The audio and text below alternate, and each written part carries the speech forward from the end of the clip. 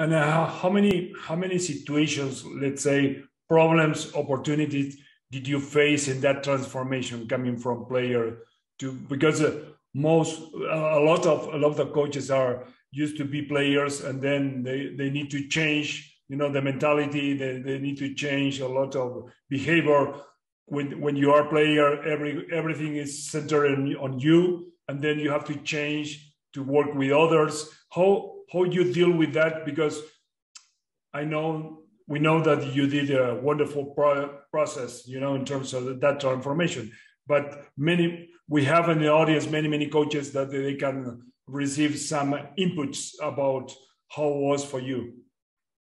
Yeah, I will say that there's like two main category of coaches. The one that they were playing on the tour, you know, professional, and the coaches that they were like at the national level and then start to teach, you know.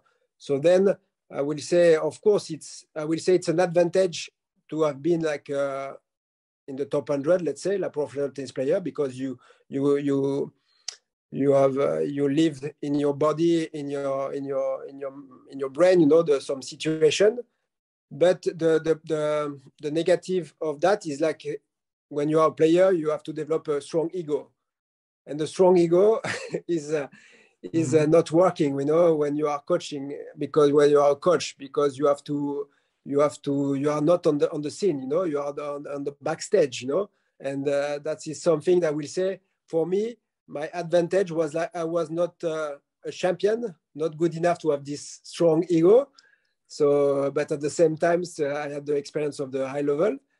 So that was the for me was not the big challenge and the ego, but for the coaches, the player who are like they have the strong ego. They have to forget themselves and they have to develop this empathy, and also they have to don't go in the mistake that to reproduce what you had missing in your career, in one way that you have to it's really right with what you said. It's you have to do a transformation. You have to understand what was your career, the process, what was missing, you know, but not in the way like to go right away and to go on the tour and to teach before you had ill from that, you know. You have to understand exactly what was happening, you know. That takes time, you know. That's I will say that the advice that I will say to players, they want to go fast on the tour, and then but most of them, they just replicate what they were like doing. They didn't took the time to, you know, to absorb all those fun and to heal, to understand their own process. And for the one who are like don't have like experience in the as a player on the professional tour, I will say, because it's a lot of coaches ask me directly this kind of question, and I will say, of course, you don't have like the connection, you don't have the legitimacy at the beginning because you know you don't know the players, you don't know the agent, etc. But I will say that it depends on your passion, you know, on the like a player, you have like you need to have a plan, you need to develop yourself, you need to have a goal, you need to start at the base, you need to develop a player, you need to be to ask questions to coach who achieve that, to players, you know, you have to do all this work.